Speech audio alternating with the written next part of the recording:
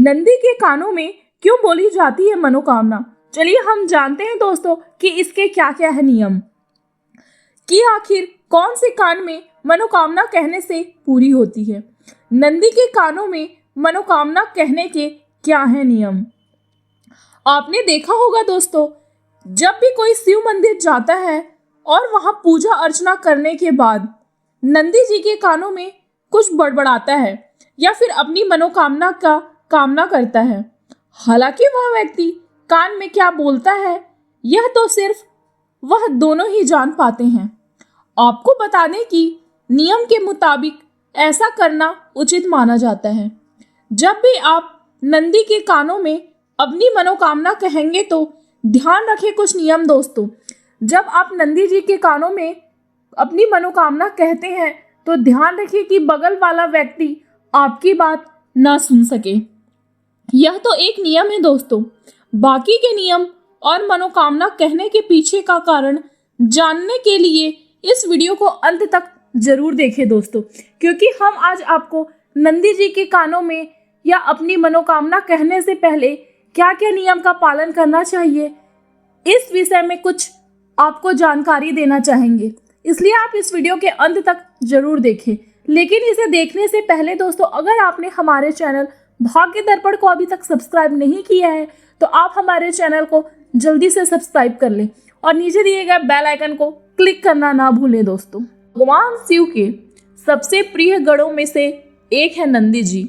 नंदी जी कैलाश पर्वत के द्वारपाल भी हैं। आप सभी ने देखा होगा कि शिव मंदिर में शिवलिंग के सामने कुछ दूरी पर नंदी जी विराजमान रहते हैं। कई लोग जब मंदिर जाते हैं तो नंदी के कानों में अपनी हर मनोकामना बोलते हैं। ऐसी मान्यता है कि नंदी के कानों में अपनी मनोकामना बोलने से वह जरूर पूरी हो जाती है। लेकिन कई लोग सिर्फ भगवान शिव की पूजा करके ही घर चले जाते हैं। लेकिन भगवान शिव के साथ नंदी की पूजा करना भी बेहद महत्वपूर्ण माना जाता है।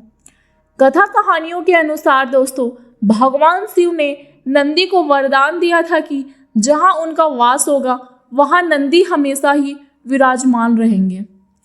जाने शिवलिंग के बाद नंदी जी की पूजा करना क्यों जरूरी माना जाता है? इसलिए भी माना जाता है कि आप जब भी मंदिर जाएं तो शिवलिंग के बाद नंदी की पूजा जरूर करें। अगर आप शिवलिंग की पूजा करके सीधे मंदिर से बाहर निकल जाते हैं तो आपको शिवलिंग की पूजा का पूरा पुण्य नहीं मिल पाता है। इसलिए हमेशा दोस्तों शिव जी की पूजा करने के बाद हमें नंदी जी की भी पूजा करनी चाहिए। शिवलिंग की पूजा के बाद नंदी के सामने जलाएं दीपक। शिवलिंग की पूजा करने के बाद नंदी के सामने हमें हमेशा दीपक जरूर जलाना चाहिए।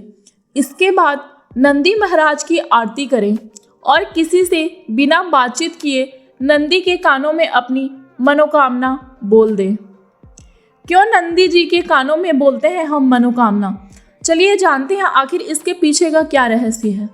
शिव मंदिर में लोग नंदी जी के कानों में अपनी मनोकामना बोलने के बाद ही बाहर आते हैं।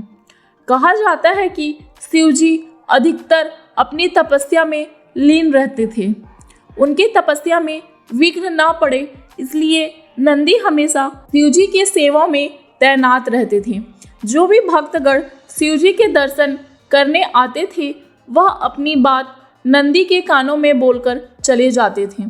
नंदी जी से कही गई बात शिव जी तक पहुंच जाती थी। इसलिए लोग मंदिरों में नंदी के कानों में अपनी मनोकामनाएं बोलते हैं।